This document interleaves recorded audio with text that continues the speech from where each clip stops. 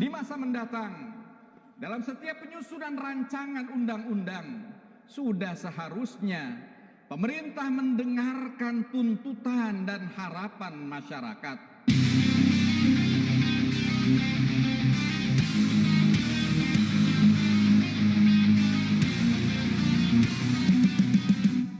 Pemerintah dan DPR RI harus merangkul harapan rakyat. Jangan atas nama investasi asing, hak-hak para pekerja lokal justru dikorbankan. Jangan atas nama kemudahan izin berusaha, masa depan ekosistem lingkungan hidup dipertaruhkan. Seorang presiden, wakil presiden, dan setiap anggota parlemen dipilih dan diberi mandat oleh rakyat untuk menjadi penyambung lidah rakyat, bukan justru menjadi penyambung lidah konglomerat.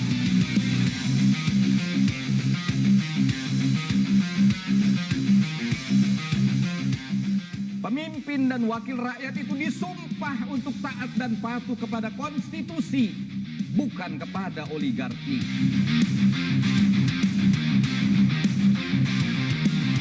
Mari bertaubat dan berkomitmen menjadi pribadi yang lebih baik, seraya terus memohon kepada Allah Subhanahu wa Ta'ala agar bangsa kita, negara kita tercinta Indonesia, senantiasa dilimpahi keberkahan dan perlindungan dari Allah Subhanahu wa Ta'ala. Mari rajut persaudaraan bangsa, bersatu untuk kemajuan NKRI. Mari tatap tahun 2022 dengan penuh harapan dan optimisme.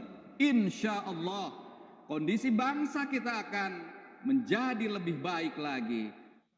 Walau anna ahlal qura amanu wattaqaw lafatahna alaihim barakatim minas samai wal ard. Kita sambut bersama Presiden Partai Keadilan Sejahtera, Bapak Haji Ahmad Syaiqo. Assalamualaikum warahmatullahi wabarakatuh.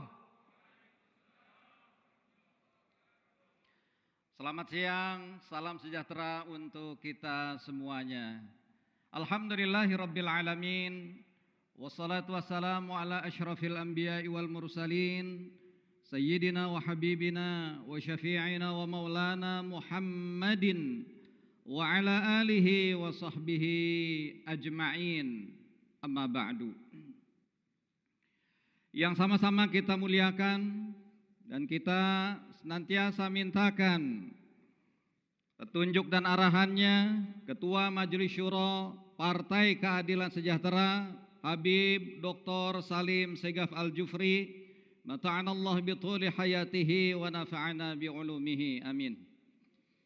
Dan juga yang sama-sama kita hormati dan kita banggakan para wakil ketua Majelis Syuro yang hadir secara fisik di ruangan ini adalah Dr. Ahmad Heriawan LC. Mudah-mudahan Allah senantiasa juga berikan kesehatan pada beliau. Dan juga yang hadir secara virtual Bapak Dr. Muhammad Hidayat Nur Wahid, Bapak Dr. Muhammad Sohibul Iman PhD, dan juga Bapak Suharna Surapranata MT. Yang sama-sama kita hormati Sekretaris Majelis Syuro PKS Haji Muhammad Syauqi Abdul Aziz LC. Yang sama-sama kita hormati dan kita banggakan Ketua Dewan Syariah Pusat Kiai Haji Dr. Surahman Hidayat MA beserta para ketua komisi, sekretaris dan seluruh jajaran. Juga yang sama-sama kita hormati Ketua Majelis Pertimbangan Pusat Dr. Suswono beserta sekretaris dan komisi beserta jajaran. Juga sama-sama kita hormati, kita banggakan Sekjen PKS Habib Abu Bakar Al-Habsyi yang paling sibuk dalam acara Rakernas ini. Alhamdulillah beliau tetap sehat, alhamdulillah. Juga yang sama-sama kita hormati Bendahara Umum Partai Keadilan Sejahtera Ustaz Mahfud Abdurrahman Esos beserta seluruh jajaran. Yang saya hormati, saya banggakan Ketua Fraksi DPR RI Dr. Jazuli Juwaini beserta seluruh anggota DPR RI yang mohon maaf saya tidak sebutkan satu persatu tanpa mengurangi rasa takzim dan hormat saya. Juga hadir juga Ketua Fraksi MPR RI Bapak Insinyur Tifatul Sembiring beserta jajaran. Yang sama-sama kita hormati, hadir juga sejak awal malah ini Ketua Dewan Pakar Partai Keadilan Sejahtera yang beberapa hari yang lalu baru saja dilantik, Profesor Dr. Irwan. Ya, alhamdulillah beserta jajaran, Pak Dr. Irwan Prayitno ini sudah sejak dilantik aktif memberikan masukan-masukan kepada DPP. Jazakallah dan dokter. Juga yang sama-sama kita hormati para wasekjen, wabendum, dan tim kantor staf Presiden Partai Keadilan Sejahtera. Para DPTW yang hadir dalam kesempatan ini, Ketua DSW, Ketua MPW, dan Ketua DPW seluruh Indonesia. Saya mohon maaf juga tidak sebutkan satu persatu tanpa mengurangi rasa takzim dan hormat saya. Juga pimpinan dan anggota fraksi PKS, DPRD Provinsi dan DPRD Kota Kabupaten se-Indonesia. Juga para kepala daerah dan wakil kepala daerah yang diusung dan didukung oleh PKS di seluruh Indonesia. Hadir juga insya Allah membersamai kita perwakilan-perwakilan dari PIP di seluruh dunia. Ya, berikan aplaus. Seluruh kader PKS di seluruh Indonesia yang saya hormati, saya banggakan. Hadirin, hadirat saudara-saudara sekalian yang saya muliakan. Coba kita, karena ini temanya adalah semangat, ya, transformasi dan kolaborasi, saya ingin cek. Dulu kita pernah punya gelombang keadilan, kan gitu ya. Sekarang yang di ruangan ini kita coba. Saya akan menyebut nanti masing-masing dari Sumbagut, Sumbaksel dan seterusnya. Yang berasal dari Sumbagut, kalau saya sebutkan Sumbagut, segera berdiri dengan teriak sekencang-kencangnya. Gitu ya. Siap? Begitu ya dari PIP. Nah, ketika yang di sini meneriakan, ya, seraya berdiri, maka di mana yang ini kelihatan nggak? Yang virtual, angkat tangannya di kamera masing-masing. Siap? Kita cek ya. Sumatera bagian utara, Sumatera bagian selatan, Banjabar, Jati Jaya, ya, Sulawesi, Kalimantan, Santri, Indonesia Timur. Wah, yang ini nggak kelihatan nih virtualnya. Itu baru tes. Nah, nanti kalau saya sebutkan Indonesia semuanya berdiri, gitu ya. Baik, kita mulai dari timur sekarang. Indonesia Timur. Ya, Santri, Kalimantan, Sulawesi, Jati Jaya, Banjabar, Sumbaksel, Sumatera bagian utara, Indonesia Luar biasa. Ya. Bapak Ibu, saudara-saudara sekalian yang saya hormati, saya banggakan. Tentu alhamdulillah puji syukur selayaknya kita panjatkan kehadirat Allah Subhanahu wa taala. Zat yang telah memberikan kepada kita limpahan nikmat karunia dan kesehatan pada kita, sehingga dalam kesempatan kali ini kita bisa melaksanakan Rakernas secara hibrid. Yang hadir di sini hadir secara fisik, tetapi yang lebih banyak lagi hadir secara virtual melalui YouTube, Zoom maupun juga media sosial yang lainnya. Tentu kita semua yang hadir di sini juga sudah melalui protokol yang ketat dengan dilakukan antigen, sebagian lagi swab, dan juga sudah menjaga protokol kesehatan COVID-19 secara ketat. Mudah-mudahan kita terus berdoa, semoga Allah melindungi kita semua dan bangsa ini dari wabah COVID-19. Amin. Ya Rabbal Alamin. Salawat teriring salam, semoga senantiasa Allah curahkan atas qudwah kita, teladan kita, baginda Rasulullah Sallallahu Alaihi Wasallam, sosok teladan pemimpin manusia yang selayaknya kita ikuti keteladanannya. Dan mudah-mudahan Allah senantiasa berikan juga kekuatan pada kita untuk bisa mengikuti keteladanan baginda Rasulullah Muhammad Sallallahu Alaihi Wasallam. Bapak Ibu saudara-saudara sekalian, hadirin hadirat sekalian yang saya muliakan, keluarga besar PKS dan seluruh rakyat Indonesia yang menyaksikan tayangan ini yang saya cintai dan saya banggakan. Rakernas kali ini mengusung tema semangat transformasi dan kolaborasi. Transformasi dan kolaborasi menjadi kebutuhan yang tidak bisa dihindarkan. Keduanya saling berkelindan, tak dapat dipisahkan satu sama lain. Dunia kita dalam satu dekade terakhir ini mengalami perubahan-perubahan yang sedemikian cepat dan tak terbayangkan sebelumnya oleh kita. Bahkan informasi yang datang kepada kita nggak bisa lagi terbendung, yang belum pernah kita bayangkan sebelumnya. Informasi datang silih berganti, datang teramat sangat cepat, begitu derasnya. Nah, pola interaksi antar manusia mulai juga berubah secara drastis. Kita menamakan sekarang ini dengan era digital, atau sebagian menyebutnya revolusi industri 4.0. Nah, oleh karena itulah tentu kita pada titik ini sebagai partai, maka PKS harus mampu beradaptasi dengan perubahan-perubahan zaman. Siap? Siap? Allahu Akbar. Karena kalau tidak bisa berinteraksi mengikuti perkembangan dan perubahan zaman, tentu kita akan tergilas.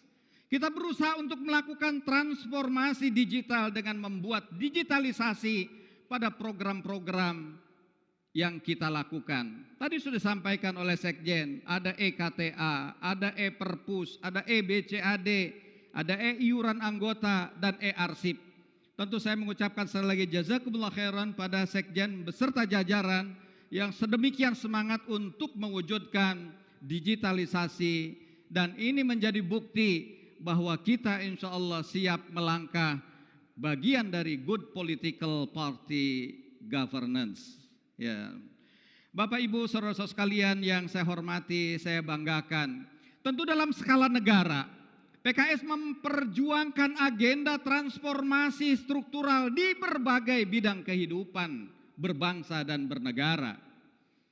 Seperti di bidang politik, di bidang hukum, birokrasi, sampai di bidang ekonomi.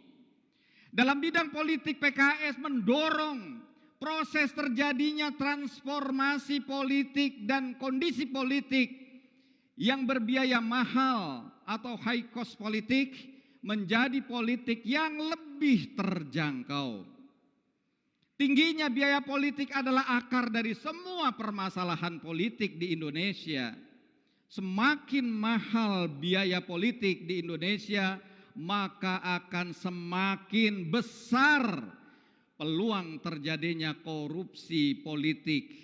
Maka akan semakin rendah kualitas kebijakan-kebijakan publik dan pelayanan-pelayanan publik juga yang dihasilkan oleh pemangku jabatan akan semakin rendah. Oleh karena itu, Partai Keadilan Sejahtera sepakat dengan gagasan Komisi Pemberantasan Korupsi tentang pentingnya agenda reformasi pembiayaan politik bagi partai-partai politik yang lebih transparan, akuntabel dan mandiri. Partai politik harus merdeka dari jebakan politik berbiaya mahal, sehingga partai politik benar-benar hanya mengabdi dan berjuang untuk kepentingan rakyat banyak, bukan untuk kepentingan oligarki dan pemilik modal yang membiayainya. Di titik inilah negara penting untuk hadir secara legal konstitusional dalam proses transformasi pembiayaan partai yang lebih akuntabel, mandiri dan bermartabat. Semangat transformasi di bidang politik harus diikuti juga transformasi di bidang birokrasi. Kinerja sebuah pemerintahan akan sangat tergantung pada kinerja mesin birokrasinya. Semakin efektif dan efisien, maka akan semakin bekerja lebih bisa dengan biaya murah dan mampu memberikan pelayanan terbaik kepada masyarakatnya. Tetapi sebaliknya, semakin lambat dan berbiaya mahal, maka bisa kita pastikan juga ini menjadi petunjuk semakin buruk kebijakan dan layanan publik dari sebuah pemerintahan.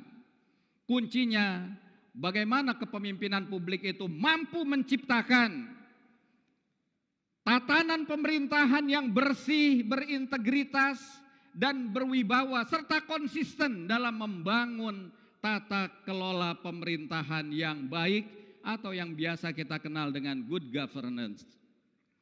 Bapak Ibu, saudara-saudara sekalian, sebangsa dan setanah air. Di bidang ekonomi, PKS memperjuangkan agar terwujud perekonomian nasional yang berdaulat dan berkeadilan. Bung Karno pernah merumuskan sebuah konsep Trisakti. Beliau mengatakan bahwa Indonesia sebagai bangsa yang merdeka harus memiliki 3 syarat yang harus dipenuhi, yakni Indonesia harus berdaulat secara politik, berdikari secara ekonomi, dan berkepribadian dalam kebudayaan. Mungkin kita sebagai bangsa sudah berdaulat secara politik. Mungkin kita sudah memiliki kepribadian dan kebudayaan. Tetapi pertanyaan penting yang perlu kita ajukan dan kita renungkan, kita introspeksi pada diri kita masing-masing sebagai seorang anak bangsa. Sudahkah kita sebagai bangsa berdaulat dan adil secara ekonomi? Inilah pertanyaan yang harusnya muncul dari diri kita.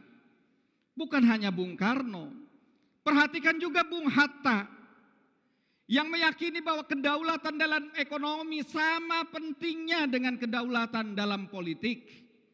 Beliau mengatakan, lebih baik Indonesia ini tenggelam di dasar lautan daripada menjadi embel-embel bangsa lain. Boleh jadi bangsa ini telah merdeka secara politik dan diakui eksistensinya oleh bangsa-bangsa lain di dunia. Namun demikian, apakah bangsa Indonesia sudah menjadi bangsa yang mampu menghadirkan kesejahteraan ekonomi bagi seluruh rakyatnya? Ini jadi pertanyaan kita. Apakah negara telah berhasil mewujudkan keadilan ekonomi bagi seluruh warga negaranya? Kira-kira gimana?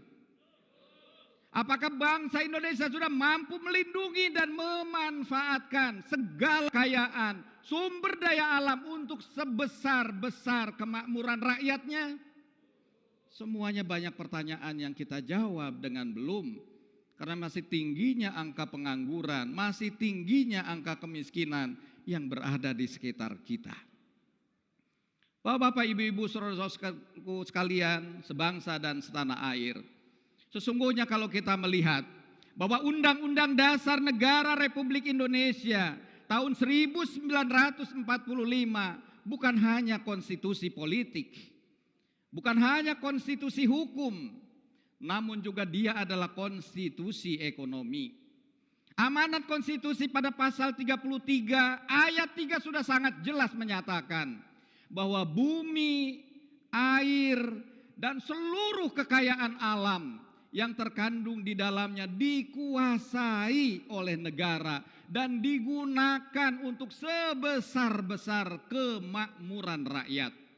Maka pertanyaan yang tentu perlu kita tanyakan pada diri kita masing-masing adalah, apakah seluruh kekayaan sumber daya alam Indonesia benar-benar sudah dikelola untuk kemakmuran rakyat atau hanya demi kepentingan segelintir konglomerat? Bapak-bapak, ibu-ibu, kader-kader PKS dan seluruh masyarakat bangsa Indonesia yang saya hormati, saya banggakan. Semangat transformasi baik dalam skala internal organisasi partai maupun dalam skala negara haruslah diiringi dengan semangat kolaborasi. Takdir historis dan sosiologis bangsa ini adalah kebinekaan atau keberagaman.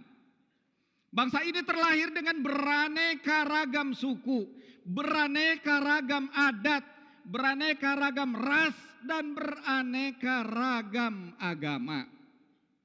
Maka keberagaman ini adalah anugerah yang patut disyukuri bersama sebagai bangsa. Adalah rumah kita Indonesia ini yang harus kita jaga dan kita syukuri bersama. Oleh karena itu kita harus merawatnya, menjaganya dan membangunnya agar semakin kuat, semakin kokoh dan semakin nyaman untuk ditempati bersama-sama oleh seluruh anak-anak bangsa Indonesia. Semangat kolaborasi inilah yang melatar belakangi DPP PKS secara aktif membangun politik silaturahim melalui rangkaian silaturahim kebangsaan dengan berbagai elemen bangsa, lintas partai, lintas kelompok, lintas agama. Semangat transformasi bangsa akan mustahil terwujud tanpa hadirnya semangat kolaborasi di antara anak-anak bangsa. Oleh karena itu silaturahim ini kiranya bisa juga nanti diterapkan di DPW-DPW, di DPD-DPD, di DPC-DPC, dan di DPRA-DPRA. Siap? Allahu Akbar. Maka bangsa ini membutuhkan kolaborasi, bukan segregasi apalagi polarisasi. Bukan segregasi apalagi polarisasi. Ini harus dijaga oleh kita semua. Jangan sampai kita terjebak dengan segregasi dan polarisasi.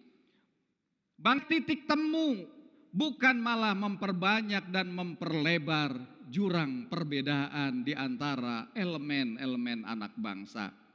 Bapak, Ibu, saudara-saudara sekalian yang saya hormati, saya banggakan. Perbedaan adalah sebuah keniscayaan dari sebuah keanekaragaman bangsa. Yang terpenting dari itu semua adalah bagaimana kita sebagai anak bangsa menyikapi perbedaan-perbedaan yang ada dengan dewasa, dengan tenggang rasa, dan penuh tanggung jawab. Kita merasakan pada akhir-akhir ini ada gejala sosial yang membelah bangsa kita. Bibit-bibit perpecahan karena unsur primordialisme kesukuan dan kedaerahan telah muncul kembali. Ada sebagian kelompok yang mencoba mengadu domba antar suku, berusaha merobek tenun persaudaraan yang telah terjalin harmoni selama ini. Maka fenomena ini tentu merupakan kemunduran bagi kehidupan dalam berbangsa dan bernegara. Para pendiri republik ini telah menuntaskan masalah-masalah primordialisme dan memberikan pesan tentang membangun, merawat kebinekaan, dan menjaga persatuan bangsa. Kita melihat para pendiri bangsa juga memberikan keteladanan dalam peristiwa Sumpah Pemuda, semangat satu nusa, semangat satu bangsa, dan semangat satu bahasa seharusnya terus hidup dalam jiwa-jiwa setiap anak-anak bangsa Indonesia. Siap menghidupkannya? Saudara-saudara sekalian yang saya hormati, saya banggakan, ini tentu menjadi PR bagi kita semuanya. Jangan tarik kembali konflik-konflik kesukuan dan kedaerahan dalam kehidupan berbangsa dan bernegara. Sebagai sesama anak bangsa, mari kita hentikan tindakan provokasi, agitasi, dan ujaran-ujaran yang menghadirkan rasa benci dan curiga di antara sesama anak bangsa. Kita harus belajar kepada generasi awal, para pendiri bangsa ini seperti Bung Karno, Bung Hatta, Syahrir, Muhammad Nasir, Haji Agus Salim, Mr. A.A. Maramis, Ignatius Joseph Kasimo, maupun Johannes Leimena. Kita melihat sebuah suasana yang indah di antara mereka. Mereka menjadikan aneka ragam perbedaan sebagai alasan untuk melahirkan Indonesia. Justru karena banyak perbedaan di antara mereka, maka lahirlah Indonesia. Bapak, Ibu, saudara-saudara sekalian yang saya hormati, saya banggakan, sejarah mencatat bagaimana hubungan panas dingin, hubungan antara Bung Hatta, Syahrir dengan Bung Karno. Bung Hatta dan Syahrir adalah tokoh penting di Belanda yang paling rajin mengkritik perjuangan Bung Karno.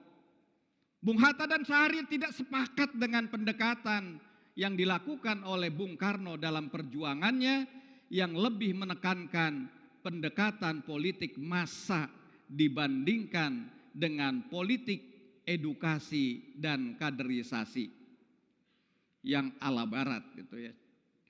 Hal yang sama dilakukan oleh Bung Karno. Bagi Bung Karno, pemikiran Bung Hatta dan Syahrir terlalu elitis dan menurutnya tidak akan mampu melakukan mobilisasi massa dalam berjuang melawan penjajah. Maka terlepas dari perbedaan yang tajam di antara mereka, tetapi sejarah kita mencatat bahwa demi Indonesia merdeka, ketiganya berkolaborasi dalam memperjuangkan dan mempertahankan kemerdekaan Indonesia. Sejarah juga mencatat bagaimana Muhammad Nasir, tokoh Islam dan pemimpin Partai Masyumi yang mampu membangun kolaborasi dengan lintas partai, baik partai nasionalis, partai Katolik, dan partai Kristen dalam memperjuangkan agenda Mosi Integral Nasir, yaitu membubarkan Republik Indonesia Serikat dan mengubahnya kembali menjadi Negara Kesatuan Republik Indonesia. Demi keberlangsungan dan kejayaan bangsa dan negara, seluruh bentuk kepentingan individu dan kelompok itu ditanggalkan, akhirnya bersama-sama menyepakati dengan Mosi Integral Nasir ini. Dalam perjalanan sejarah berikutnya, hubungan antara Muhammad Nasir sebagai tokoh politik Islam dengan Ignatius Joseph Kasimo dari Partai Katolik Indonesia dan juga John Leimena dari Partai Kristen Indonesia terjalin dengan sangat baik. Bersama I.J. Kasimo dan Johannes Leimena, Muhammad Nasir bersama-sama berjuang untuk meluruskan konsep demokrasi terpimpinnya Bung Karno yang dianggap sudah melenceng dari jalan demokrasi dan Pancasila. Itu mereka berkolaborasi. Oleh karena itu hadirin yang saya muliakan, keluarga besar PKS dan seluruh rakyat Indonesia yang saya cintai, saya banggakan. Jati diri PKS adalah partai Islam yang rahmatan lil alamin. Makna rahmatan lil alamin artinya Islam wasatiyah. Sebagaimana yang dipesankan kemarin, nasihat dan harapan dari Wakil Presiden Republik Indonesia Profesor Dr. Ma'ruf Kiai Haji Ma'ruf Amin. Ini yang dipesankan oleh beliau. PKS harus menjadi dan menjaga Islam wasatiyah. Siap kira-kira menjaga Islam wasatiyah? Yakni Islam yang berkarakter moderat, tidak ekstrim kiri maupun tidak ekstrim kanan, tetapi tetap di tengah-tengah, proporsional dan adil. Sikap moderasi PKS termaksud dalam anggaran dasar dan anggaran rumah tangga partai yang menetapkan visi dan misi partai sejalan dengan cita-cita dari para pendiri bangsa yang tertulis dalam pembukaan Undang-Undang Dasar Negara Republik Indonesia tahun 1945.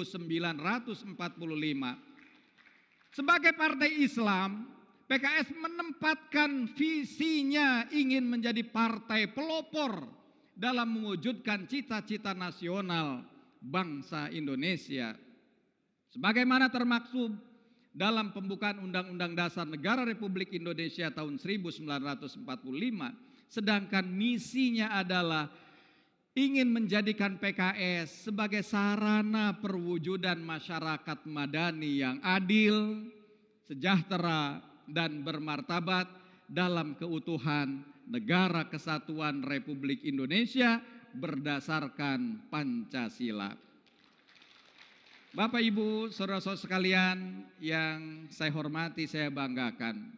Bagi PKS, Pancasila, Undang-Undang Dasar Negara Republik Indonesia tahun 1945, Negara Kesatuan Republik Indonesia, dan Bhinneka Tunggal Ika adalah konsensus dasar kehidupan berbangsa dan bernegara.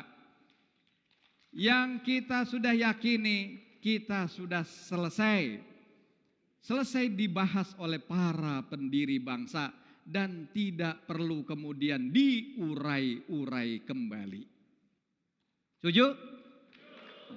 Akhir-akhir ini kita menyaksikan bahwa ada narasi-narasi yang ingin membenturkan umat Islam di Indonesia dengan Pancasila dan NKRI.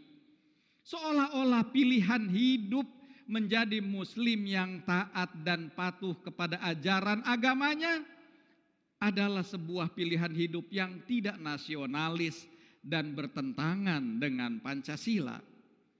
Tentu stigma seperti ini sangatlah menyesatkan. Atas nama rasa kemanusiaan dan keadilan, stigma seperti ini telah mencederai nilai, mencederai nalar, dan mencederai etika publik.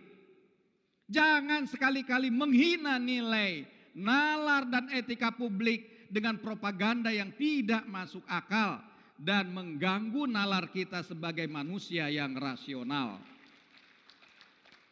Hari-hari ini kita juga kembali menyaksikan narasi-narasi yang dengan sengaja menyematkan stigma yang buruk terhadap masjid, terhadap pesantren dan sekolah Islam, seolah masjid, pesantren, dan sekolah Islam itu adalah sumber kelahiran dari radikalisme dan terorisme. Sebagai bangsa yang beradab dan berpancasila, framing dan stigma ini tidak boleh kita biarkan hidup dan berkembang luas. Kita harus luruskan dan koreksi. Bapak, Ibu, saudara-saudara sekalian yang saya hormati, saya banggakan. Sejarah mengajarkan kepada kita bahwa para pendiri bangsa ini tidak pernah menjadikan Pancasila sebagai instrumen politik demi meraih dan mempertahankan kekuasaannya. Mereka adalah sosok-sosok pemimpin yang berhasil menjadikan Pancasila sebagai wahana yang mampu mempersatukan seluruh rakyat Indonesia. Sebaliknya sejarah juga mengingatkan kepada kita bahwa para pengkhianat bangsa terbukti menjadikan Pancasila sebagai alat untuk mengadu domba dan memecah belah bangsa. Para pengkhianat ini mengklaim dirinya lah yang paling nasionalis, dirinya lah yang paling Pancasilais. Dan di saat yang sama menuduh anak-anak bangsa lainnya, khususnya kelompok Islam, sebagai kelompok radikal, sebagai intoleran dan anti Pancasila. Itulah yang terjadi sebelum meletusnya pemberontakan PKI di Madiun dan sebelum terjadinya G30S PKI pada tahun 1965. Bapak-bapak, ibu-ibu, saudara-saudara sekalian, hadirin yang saya muliakan, keluarga besar PKS, dan seluruh rakyat Indonesia yang saya cintai. Banyak yang bertanya kepada saya, kenapa PKS memilih konsisten tetap berada di luar pemerintahan, meskipun harus berjuang sendirian. Saya ingin tegaskan di hadapan kader-kader, struktur, dan seluruh bangsa Indonesia. Ada beberapa alasan. Yang pertama adalah sikap PKS sebagai oposisi di luar pemerintahan adalah hasil musyawarah Majelis Syuro yang menjadi muaranya bertemu seluruh aspirasi dan keinginan anggota dan pemilih PKS, yang oleh karena itu pilihan oposisi ini bukan hanya sekedar pilihan asal beda, tetapi merupakan pilihan politik kolektif yang secara sadar kita putuskan bersama-sama. Yang kedua, sikap PKS sebagai oposisi adalah ijtihad politik untuk menjaga kepatutan dan kepantasan negara demokrasi. PKS ingin menjadi kekuatan penyeimbang pemerintah agar roda pemerintahan berjalan di atas jalur yang tepat. Power must be checked, power must be controlled. Kekuasaan itu harus diawasi dan kekuasaan itu harus dikontrol. Karena tabiat kekuasaan memang seperti itu. Tabiat kekuasaan memang akan cenderung menyimpang. Tanpa ada kontrol dari oposisi, maka masa depan demokrasi di Indonesia perlahan-lahan akan mati. Untuk memastikan arah perjalanan pemerintah berada pada jalur yang benar sesuai konstitusi, maka dibutuhkanlah keberadaan parlemen yang kuat. DPR RI harus menjadi penyambung lidah bagi warga, bukan menjadi penyambung lidah penguasa.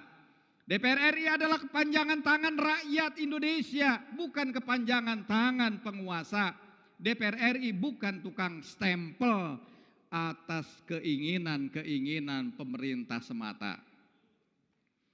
Sikap oposisi PKS di parlemen terbukti mendapatkan dukungan yang banyak dari luar parlemen. Banyak sikap PKS mendapatkan pembenaran. Sikap konsisten PKS menolak RUU Cipta Kerja membuahkan hasil dukungan dari Mahkamah Konstitusi bahwa undang-undang tersebut adalah inkonstitusional bersyarat. Oleh karena itu saya mengucapkan jazakumullah khairan pada Ketua Fraksi PKS DPR RI dan Ketua Fraksi PKS MPR RI yang sedemikian terus konsisten berjuang di parlemen untuk menyuarakan apa yang diinginkan oleh partai.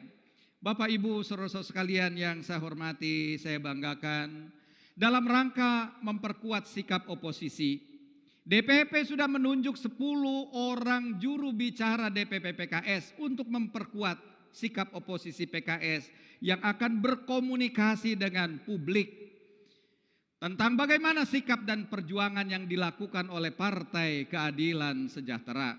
Saya mengucapkan terima kasih juga kepada insan media yang sudah sedemikian rupa terjalin dalam tukar-menukar informasi dan pemberitaan kepada masyarakat bangsa Indonesia. Saya mengucapkan terima kasih sehingga ini mencerahkan seluruh elemen masyarakat Indonesia. PKS melihat peran besar media sebagai pilar demokrasi yang membantu masyarakat melihat dan mendengar sikap PKS terhadap sebuah persoalan, termasuk kepada kekuatan sipil, akademisi, dan para pakar yang selama ini terus menjalin komunikasi yang intens dengan Partai Keadilan Sejahtera. Hadirin hadirat sekalian yang saya muliakan, keluarga besar PKS dan seluruh rakyat Indonesia yang saya cintai. rancangan undang-undang ibu kota negara yang baru saja disetujui bersama DPR RI dan pemerintah. PKS menjadi satu-satunya fraksi yang menolak RUU tersebut. PKS menolak karena dua hal. Pertama, RUU IKN bermasalah baik secara formil dan prosedural. Baik secara formil atau prosedural maupun secara material atau substansial. PKS memandang bahwa RUU IKN dibahas secara tidak memadai, secara ugal-ugalan, secara serampangan, dan secara asal-asalan. Kebijakan pemindahan ibu kota tidak boleh dilakukan secara tergesa-gesa seperti itu. Sebagai pemimpin bangsa, pemerintah seharusnya bertanya kepada rakyatnya terlebih dahulu, kepada rakyat yang dipimpinnya, gelar diskusi dan serap aspirasi secara terbuka di kampus-kampus, organisasi-organisasi masyarakat, komunitas-komunitas masyarakat, kepada juga komunitas masyarakat adat, organisasi bisnis, pada pelaku-pelaku usaha, pada TNI Polri, tokoh-tokoh agama, dan tokoh-tokoh masyarakat, serikat buruh, birokrat dan pekerja. Semua stakeholder bangsa ini harusnya memberikan kontribusi apa saran-saran mereka. Tugas pemimpin sebelum mengambil keputusan adalah mendengar suara hati rakyat yang dipimpinnya. Adalah sikap yang tidak bijak jika pemimpin memaksakan kehendaknya dan kelompoknya tanpa mempertimbangkan suara hati rakyat yang dipimpinnya. Memindahkan ibu kota bukan sekedar memindahkan bangunan saja. Ini bukan sekedar properti, proyek properti, tetapi ini adalah mega proyek membangun peradaban bangsa. Memindahkan ibu kota harus dihitung seluruh variabel yang menyertainya. Di sana ada dampak ekonomi, ada dampak terhadap anggaran negara. APBN kita apakah sanggup untuk menopangnya? Di sana juga dampak-dampak masyarakat yang ada di sekitar. Ada dampak bahkan dalam kehidupan rumah tangga, karena nantinya toh akan dibayar dengan pajak-pajak rumah tangga yang pada akhirnya juga akan menjadi penderitaan bagi keluarga-keluarga Indonesia. Jadi berbagai dampak-dampak itu belum lagi dampak ekologis, ekosistem satwa dan fauna, semuanya akan terdampak. Inilah yang harus diperhitungkan dengan matang dalam mengambil kebijakan pemindahan ibu kota. Banyak variabel yang harus dipertimbangkan. Terlebih lagi kita hari-hari ini masih sedang menghadapi gelombang ketiga COVID-19. Hari-hari ini rakyat semakin sulit dan menjerit betapa susahnya kehidupan ekonomi mereka. Janganlah pemerintah menambah beban kebijakan yang semakin memberatkan beban kehidupan mereka. Harga minyak goreng sekarang gimana, Bu? Naik apa turun? Harga minyak goreng naik, mahal, ya, dan langka. Tentu akan menjadi membuat ibu-ibu menjerit karena biaya hidup pasti juga akan terus semakin meningkat. Ini tentu memprihatinkan karena Indonesia adalah salah satu negara pengekspor minyak kelapa sawit mentah terbesar di dunia.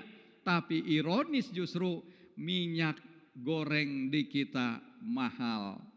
Saya meminta kepada seluruh pejabat publik dari PKS untuk turun ke lapangan.